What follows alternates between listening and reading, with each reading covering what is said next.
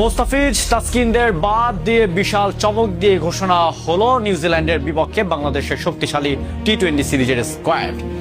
সবাই যখন ভাবছিল মুস্তাফিজ তাসকিনের কাটারে কুপোকাত হবে নিউজিল্যান্ড, ঠিক তখনই বিসিবি এমন বোমা ফাটালো যা দেখে পুরো ক্রিকেট বিশ্ব স্তম্ভিত।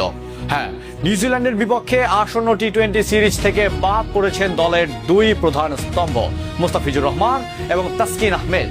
এমনকি গতির ঝড় তোলার নাহিদ রানাকেও রাখা হয়নি প্রথম দুই ম্যাচে। কিন্তু কেন এই কঠিন সিদ্ধান্ত নেওয়া হলো?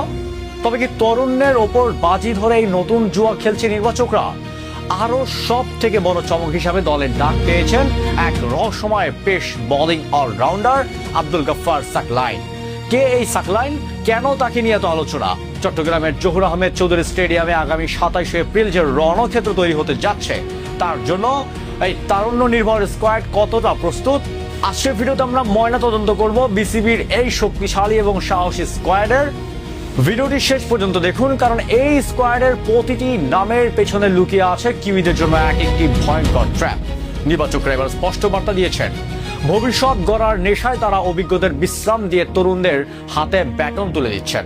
শরীফুল ইসলামের বাদে পেশ ইউনিটে আর কোনো চেনা বড় মুখ নেই। রিপন মন্ডলের মতো 23 বছর বয়সী পেসারের প্রত্যাবর্তন এবং আব্দুল গফফার সাকলাইনের অন্তর্ভুক্তি প্রমাণ করে যে বাংলাদেশ এখন গতির পাশাপাশি বৈচিত্র্য খুঁজছে। 27 এপ্রিল চট্টগ্রামের ব্যাটিং স্বর্গে কিউইদের রুখে দিতে এই আঙ্কোরা বোলিং লাইন আপে কি তবে তুরুপের তাস হবে? তো বন্ধুরা, তাহলে চলুন দেখে নেওয়া যাক বিসিবির সেই শক্তিশালী 16 সদস্যের স্কোয়াড। 1 নম্বরে আছেন লিটন কুমার দাস, অধিনায়ক। অভিজ্ঞতার সাথে বিধ্বংসী ব্যাটিং এর মিশলে সামনে থেকে নেতৃত্ব দিয়ে দলকে বড় স্কোর এনে দেওয়ার দায়িত্ব তার কাঁধে। 2 নম্বর মোহাম্মদ পারভেজ হোসেন ইমন।